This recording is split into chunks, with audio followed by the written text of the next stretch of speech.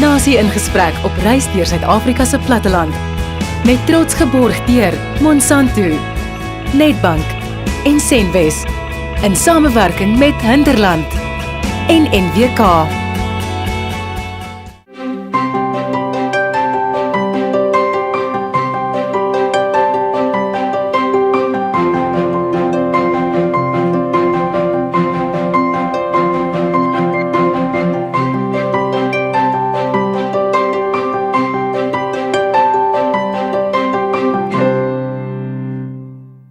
Welkom by Nasie in gesprek. Ons is midde in ons reis deur Suid-Afrika se beeldskone platteland. Vandag besoek ons 'n welbekende dorp in die Limpopo provinsie, Tzaneen, en besigtig die ongelooflike natuurskoon en landbouaktiwiteite in die streek, vanwaar ons gaan stil staan by die hoenderbedryf. Hier is waarna jy kan uitsien in vandag se program. In ons kontry-segment vat ons pad op die R71 en verken die asemrowende natuurskoon op pad na Tzaneen. Ons stop dan ook in Letsitele by Lufafa Hatchery. Tydens In Konteks sluit Chris Burgess oudergewoonte by ons aan vir sy weeklikse opinie en ons loer in by Country Bird Holdings om te kyk hoe die proses lyk om die hoender tot op die winkelrakke te kry. Theo sluit dan die program af met gespreksfokus wanneer Kevin Lovell van die Suid-Afrikaanse Pluimveevereniging verder met hom gesels oor die hoenderbedryf.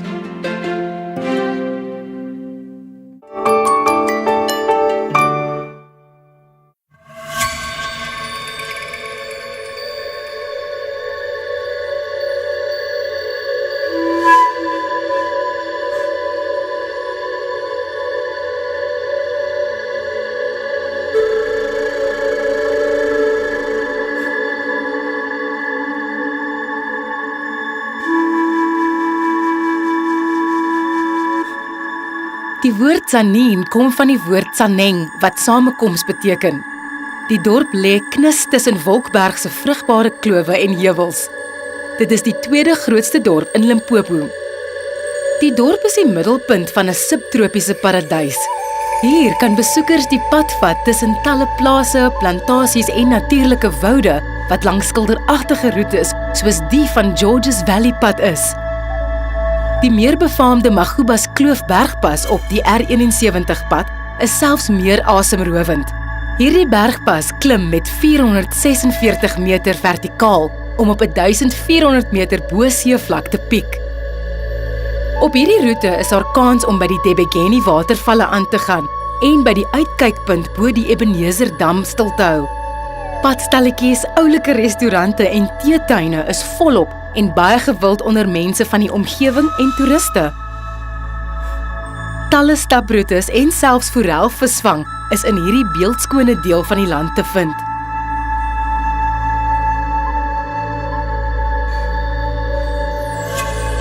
Voordat jy finaal afdraai na die dorp, ry jy oor die indrukwekkende brug wat 'n deel van die Tzaneen Dam oorkruis.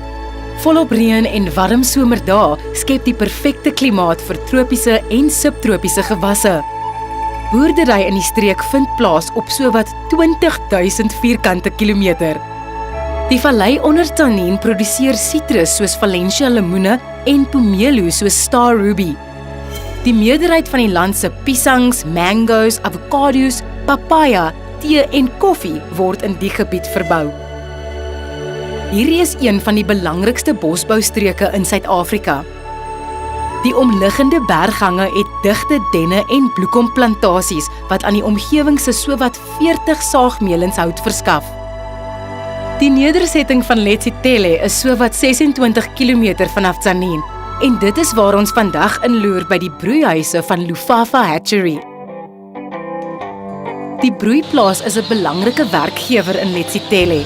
Dit is ook 'n waardevolle bydraer tot die voedselwaardeketting in die streek.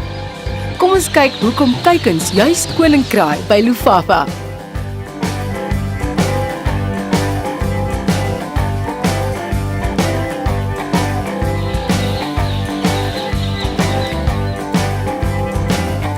Lufafa Hatchery is al 25 jaar aan die gang.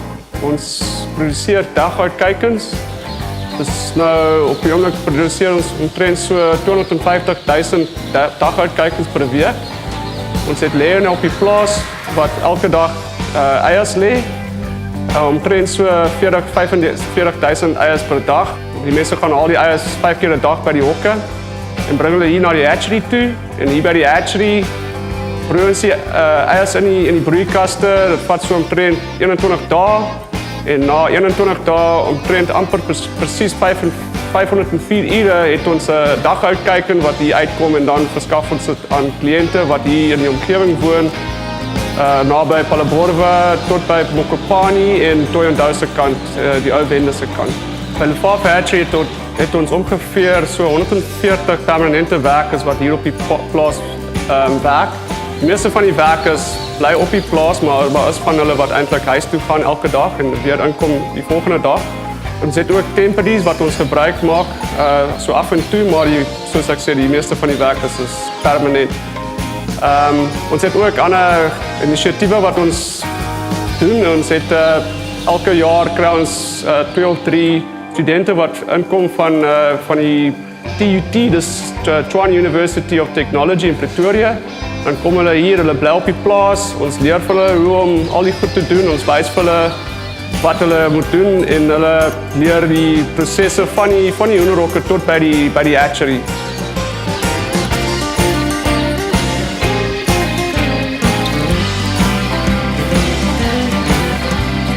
Het jy geweet? Die pluimveebedryf skep werk vir sowat 130.000 mense. Net soos menige ander landboubedrywe is die hoenderbedryf vir ons van kardinale belang.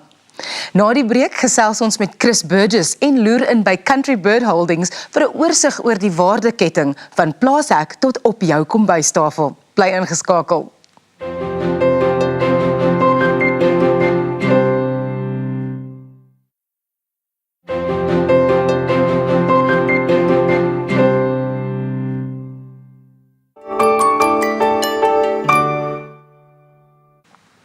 Welkom terug by Nasie in Gesprek. Onthou om ook jou opinie te lig op Facebook en Twitter.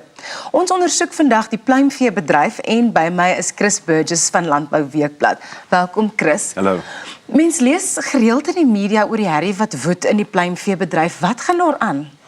Wel, ek dink die groot kwessie is invoere. So ons voer nogal baie hoender in van die EU, Amerika en natuurlik Suid-Amerika. En die groot kwessie daar is die eerste wêreldlande eet net die borsies, so die res van die hoender word as 'n afvalproduk beskou en dit kom baie keer in die land in. Ons het op sekere lande invoertariewe, maar baie keer kom dit in die land in teen laer as wat ons dit kan produseer.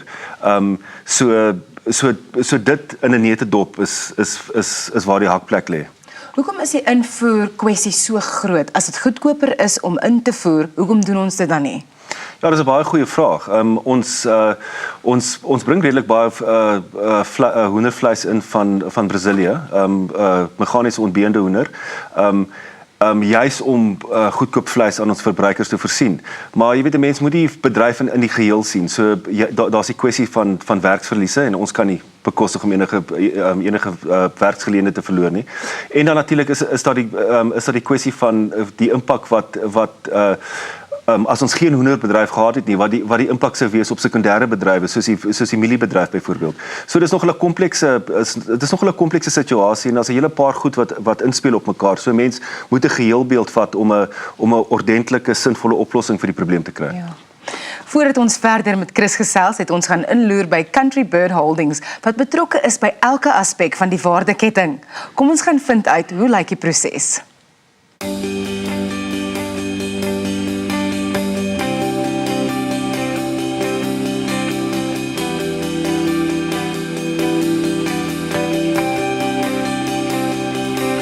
Die Suid-Afrikaanse pluimvee-industrie is groot. Dit is die grootste sektor in landbou in Suid-Afrika. Ons produseer omtrent 19 miljoen braaikekkens per week. Dit maak ons groter as die graanindustrie of die rooi vleisindustrie. Baie mense weet dit nie. Ons omtrent 160 miljoen of meer as 160 miljoen hoenders op die grond enige gegeewe dag in Suid-Afrika. Daar's 'n baie groot waardeketting betrokke in hierdie hele proses. Dit sluit in voer, dit sluit in die genetika, dit sluit in landbou en al die plase waar hierdie hoenders natuurlik gegroei word. Dit sluit in die abattoirs of die prosesering, dit sluit in verkope en dan ook die logistiek. Ons moet aan die ander woorde die hoender vanaf die abattoirs tot by die mark kry. Dit is baie wetenskaplik, dit word gemeet tot in 'n baie groot mate. Alles moet beheer word, alles gaan oor koste. Daar's nie baie vet in daai proses nie, so dit gaan werklik oor sente per kilogram. As ons kyk na die hele proses, die braaikuiken wat geëet word is die 4de geslag hoender in die hele ketting. Voor dit is daar ouers, daar's grootouers en daar's grootouers.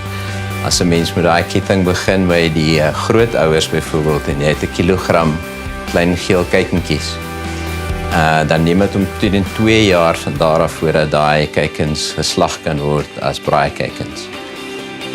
In daai proses as ons omtrent 'n kilogram van daai klein hoendertjies op daai grootouer vlak neem, dan produseer hulle omtrent 10 ton vleis oor die volgende 2 jaar. So is 'n regtig geïntegreerde proses. Mens kan dit nie stop nie. Interessante feit is dit omtrent vir elke 1,7 kilogram voer wat ons 'n braaikuiken voer, tel hy omtrent 1 kilogram in gewig op. Dit is hoogs effektief. Elke hen wat lê omtrent 165 eiers tussen die ouderdom van 20 weke tot 60 weke. So waarmee ons begin is suiwer genetika. So ons het 'n tipiese haanlyn.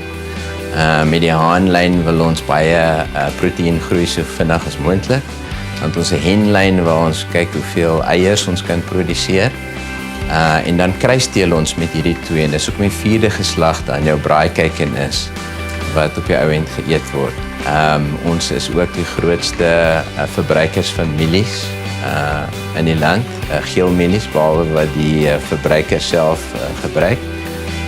En dan ook soja, plaaslik geproduseerde soja. Prys van hoender is baie duidelik net 'n funksie van vraag en aanbod.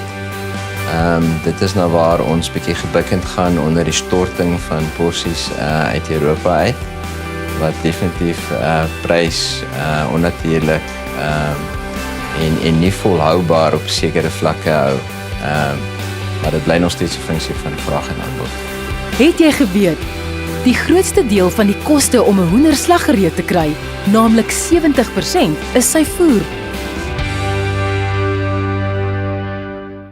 Dit is altyd insiggewend om te sien hoe kompleks die prosesse in die waardeketting eintlik is om die produkte tot by die eindverbruiker te kry. Terug na jou, Chris. Kan ons plaaslike produsente kompeteer met oorseese produsente? Ja, dis ook 'n interessante vraag. Ek bedoel in baie aspekte is ons baie kompeterend. Ons is gewoonlik hier in die top 6 lande in terme van doeltreffendheid. Maar ek wil ons groot probleem natuurlik is eerstens die daghou kuikens en dan die voerpryse. So laas jaar het ons 'n droogte gehad, die mieliepryse het die hoogte ingeskiet. So dit is 'n probleem. Ek wil ons kan eenvoudig net nie voer so goedkoop produseer soos die Brasiliane kan nie. Een ligpuntjie is miskien die uitbreiding van ons soja produksie in Suid-Afrika wat miskien soja se koste sal afbring. So dit is eintlik die probleem, is maar voerkoste. Proe hoender nog steeds soos hoender, was die ou skrophoenders nie lekkerder nie?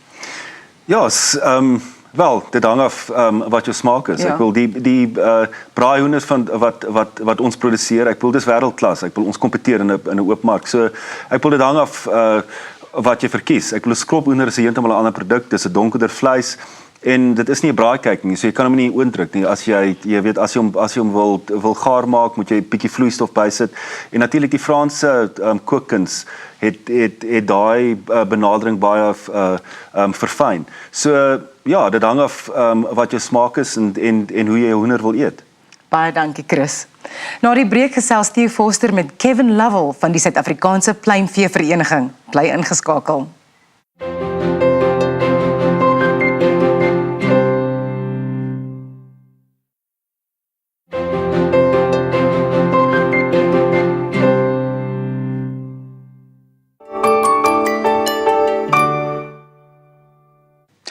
Welkom terug by Nasie in Gesprek. By my in die ateljee vandag is Kevin Lovell van die Suid-Afrikaanse Pluimvee Vereniging om verder lig te werp op die uitdagings wat die bedryf in die gesig staar en hoe dit moontlik oorkom kan word. Kevin, welkom. Kom ons begin. Hoekom is die pluimvee-industrie in so 'n verknorsing? Storting. Dis eintlik storting. Ja. Dis eenvoudig Storting. Hoekom? Want daar's van alles wat in Suid-Afrika inkom, so 3% wat meestal mense sal ken is premieprodukte soos heelhoender of borsvleis. Die res is produkte wat mense in die land van vervaardiging nie wil eet nie. So ons is maar so groot vullisstip. Jy weet, dit wat hulle nie wil eet nie, kom hiernatoe. Ons is een van die 10 grootste invoerders ter wêreld, né? So 'n klein land, redelike klein ekonomie en 'n groot invoerder van hoender. En alles wat Suid-Afrikaners wil eet, kan die bedryf vir hulle verskaf en produseer. So in Noord-Amerika en in Europa is hulle lief net vir die wit vleis, vir die borsie gedeelte. Dis 'n modevleis. En die res van die hoender het hulle nie waarde voor nie. Nie net dit nie, as hy hoender inkom, lewende hoender kom in die slagpaal in, hulle kalibreer die borsvleis van hulle het 'n mark. Die res het nie 'n mark nie, van dit hulle los nog die stukke bene op en hulle sit hom net in 'n vrieskas en hulle wag tot iemand bel en sê, "Hallo, het jy 'n paar skeepouers vir my?" "Ja, ek sal ons bietjie kokain ook bysit." En een van die ouens was gevang voorlaas jaar met 30 kg kokain in die skeephoue, dan kom dit hier naartoe. Dis hoe dit werk. En dis die industrie kan nie teen so kompeteer nie. Ons industrie as 'n industrie, is hy kompeterend? Wel, jy sien, dis 'n belangrike punt. Die grootste probleem wat ons huidig nou het, is invoere van Europa af. Dis nie sê dit gaan altyd so wees. Europa se geslagte heelhoender kostes is heel wat meer as Suid-Afrika se. En dis nie ek wat dit sê, dis 'n Hollandse universiteit, die Universiteit van Wageningen, wat dit sê. So met ander woorde, as logika eintlik die handelsooreenkoms of handelsbritte bepaal, sal niks van Europa afkom. So dit sê altyd vir jou maklik, dis net omrede dit stort. Hoe kan hulle dit stort, want hulle kan 'n baie groot wins op die borsvleis maak, so die res is mos ooskot. Hulle kan enige iets doen, dit delg net 'n gedeelte van die kostes, dit delg net die werklike kostes van produksie. Dis kom dit storting is. Ons sien nou dat die termynkontrakte sê vir jou dat hier in van die 3de kwartaal van die jaar gaan die mielieprys heelwat laer wees, beduidend laer wees. Wat gaan die impak van 'n laer mielieprys wees op hierdie verknorsing in die pluimveebedryf? Wel, 'n goeie mielieprys sal ons 'n goedkope produsent maak as die Europese Unie of enige van die lande binne. Maar dit gaan nie die storting oplos nie. 'n Goedkope mielieprys gaan ons ook nie mededingend teeltemal teen Brasilië, wat sê maar die beste produksiekostes ter wêreld het. Hoekom so? Al vergeet jy van die droogte. Gemiddeld betaal ons meer vir ons mielies, nie baie nie, maar 'n bietjie meer vir ons mielies as ons hoofkompetiteurs, die VSA en Brasilië, en ons betaal altyd baie meer vir ons sojabone, so $120, $130 'n ton. Hoekom? Want sojaproduksie in Suid-Afrika is nie heidaglik goed genoeg nie of groot genoeg nie om die behoeftes van die bedryf, en ons, by the way, is die behoefte van die bedryf. Vir elke tonnemaat sojabone kry jy so 78% oliekoek, dis wat ons gebruik, 18-19% olie, en dan die res is die doppe wat gaan na die feedlots toe, vir die beeste. So, ons is die sojabedryf. Asseblief boere, plant meer sojabone. Dit is al vir ons goed, miskien nie vir julle nie, maar vir ons baie goed. Kevin, 'n ander vraagstuk waarmee die industrie op die oomblik worstel is, wat is die effek van die verandering rondom die pekelwaterregulasies? Wel, al die probleme wat ons nou het gekom voor die pekelwaterregulasies in werking getree, wat was 22 Oktober, en ou voorraad kon nog verkoop word. Eintlik tot einde Januarie kon dit verkoop word. Desember is gewoonlik 'n goeie maand vir die bedryf, Januarie 'n slegte een. Kom ons wag nog so 6 maande om weer sê. Maar die belangrike punt is, ons verwag dit gaan die posisie vererg. Dis ons siening. Gee ons nog 'n bietjie tyd, maar al die probleme het niks te doen met pekelwater. Nou, baie mense wil sê nee, dis julle eie fout. Eintlik dis was nie en dit is nie. Goed, ons het nou gepraat van die uitdagings en die probleme. Uiteraard is dit 'n industrie wat ons nie kan verloor nie. Dis 'n werkskepper, dis in die voedselketting 'n baie belangrike komponent. Wat is die aksies wat op die oomblik aan die gang is of waarna gekyk word wat ons moontlik hieruit kan kry? Nou, tot nou het die staat ons gehelp met al die handelsmateriaals waarvoor ons gevra het en basies alles goedgekeur, nie noodwendig presies soos ons gevra het. Maar dit het nie gewerk nie. So jy kan maar sê die bedryf was miskien 'n bietjie van 'n one-trick pony. Maar nou sien die staat hier's 'n krisis en daar's 130,000 mense wat moontlik hulle werk kan verloor as ons nie eintlik die probleem oplos. Nou die span is die bedryf, die vakbonde of die grootste vakbond en verskillende staatsdepartemente en staatsinstansies. Ons kyk na 'n klompie oplossings en wat's die konsep agter daai oplossings? Ons sê wat kan ons doen wat binne die handelsooreenkomste is, binne die wêreldhandelsooreenkomste se reëls is ook wat wettig is. En die maklike een is om eintlik die invoerders te hanteer, of die uitvoerders te hanteer, net soos hulle ons hanteer.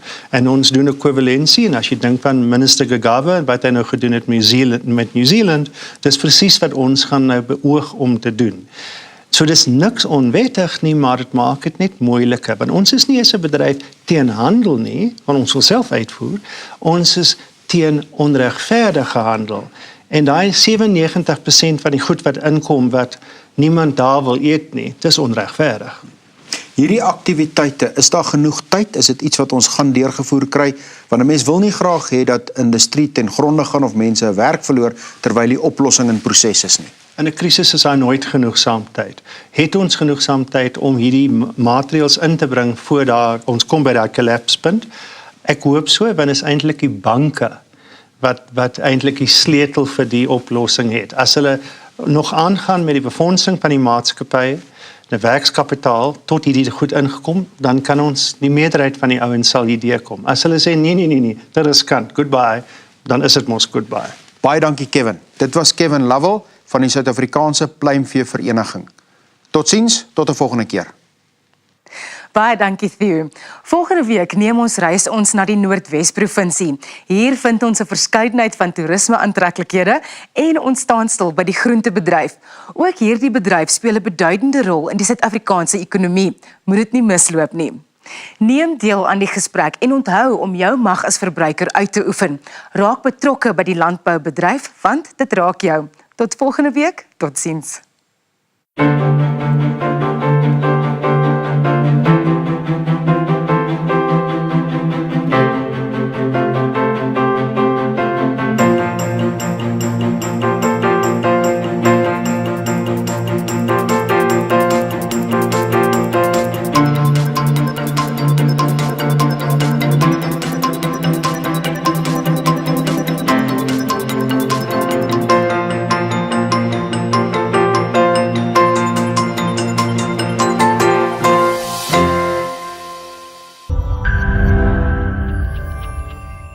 Nasie in gesprek op reis deur Suid-Afrika se platteland.